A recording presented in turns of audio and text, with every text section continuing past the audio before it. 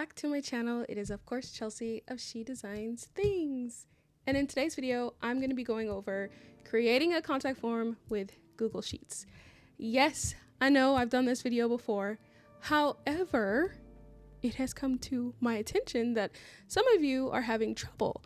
And you know, me being me, I'm like, okay, let's go ahead and correct the issues that you're having so that this can stop happening and so that some of you can stop harassing me about a contact form. All right, so we are going to take this contact form step by step, even though I already have a step-by-step tutorial on this. So in the first part of the tutorial, I'm literally writing out the steps to be able to paste in the code. A lot of you aren't doing the bare minimum, which is following the instructions. There's also people who say, I'm not receiving the email from mine. You're not following the instructions. It literally says your email here. That's where you put your email.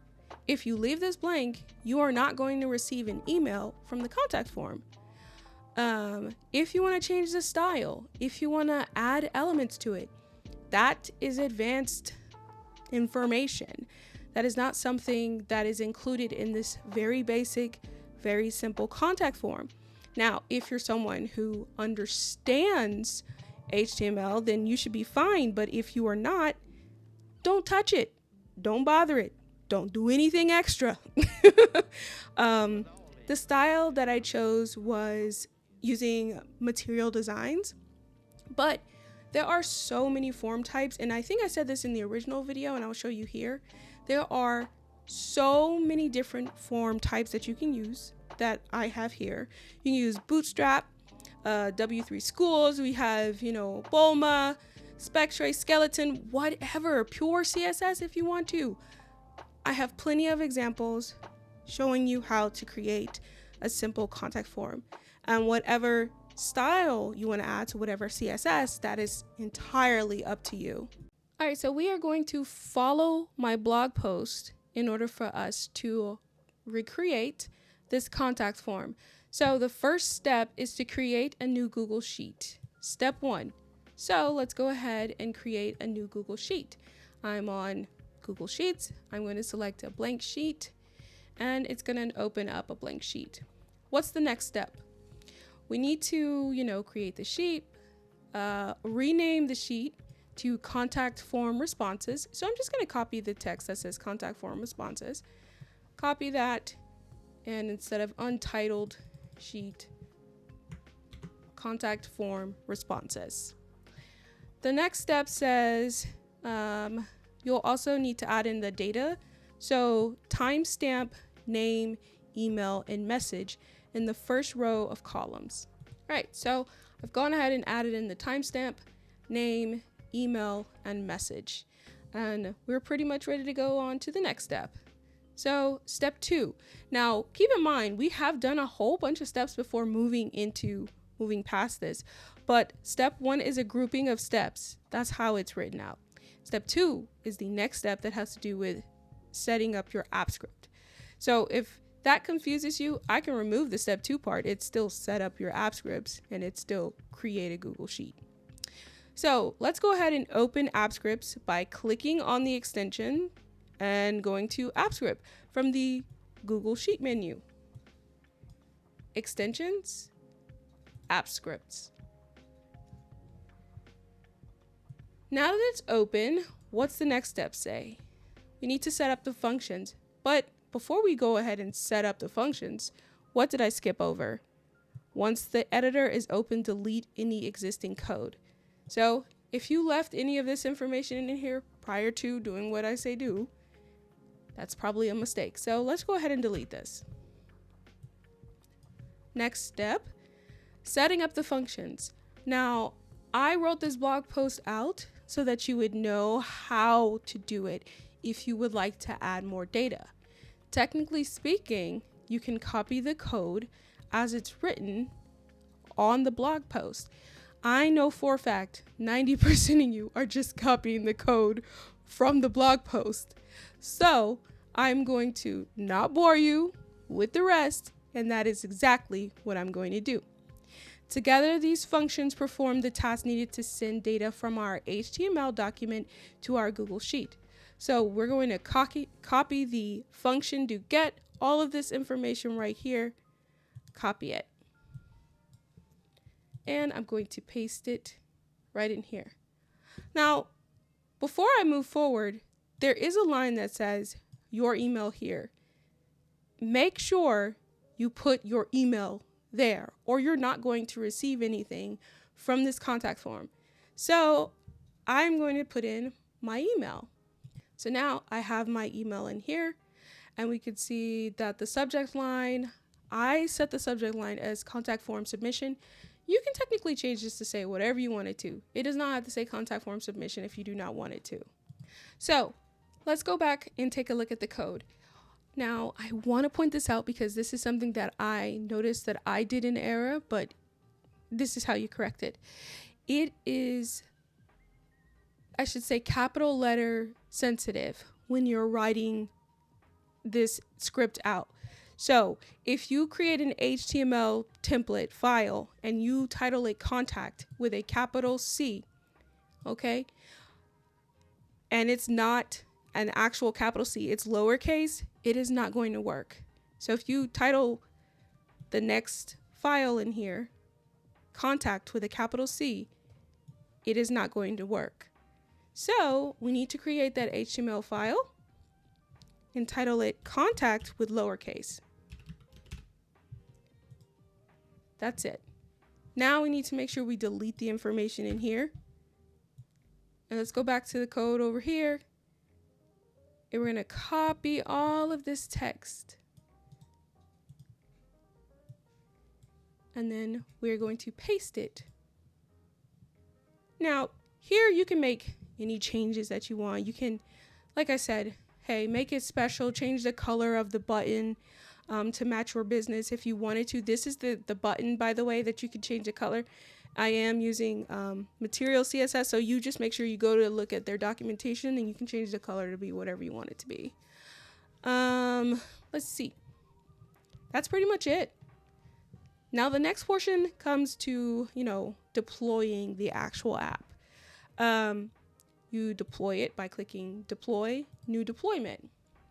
When this comes up and you have this configure portion of it, I didn't necessarily write this out because in my mind it's self-explanatory, but I realize it's not. So you want to select the little cog next to select type, and you want to select web app. This is a web app.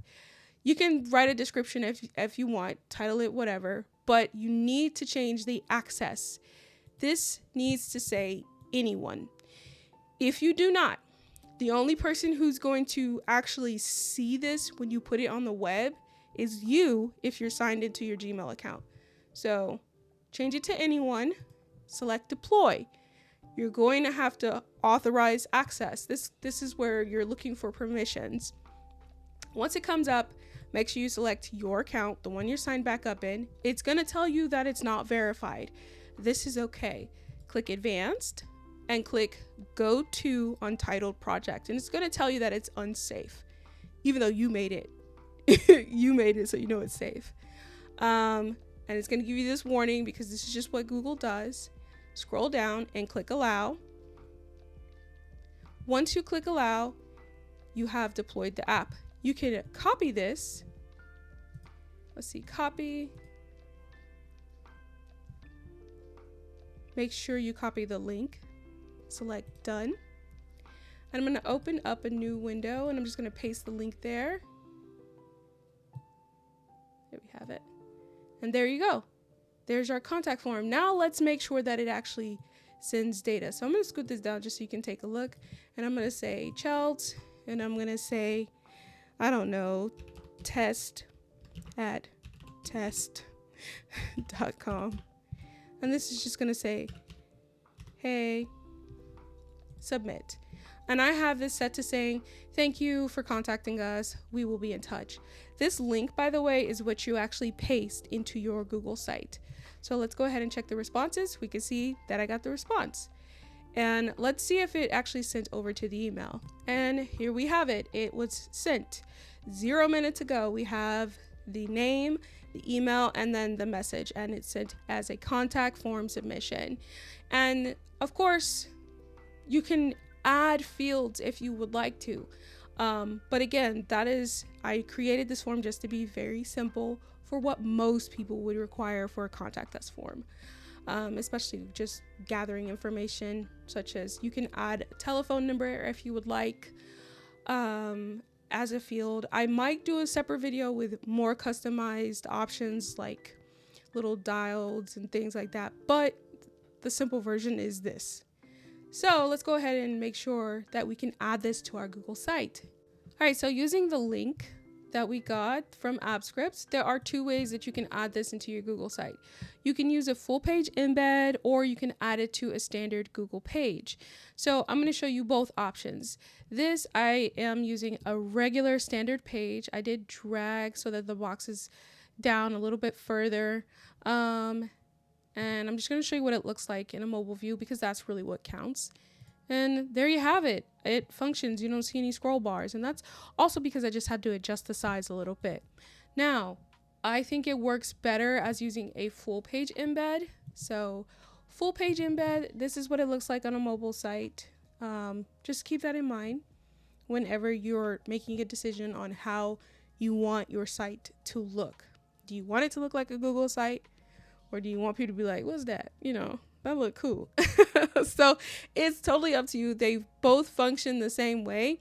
And now embeds are actually searchable when someone uses the little magnifying glass.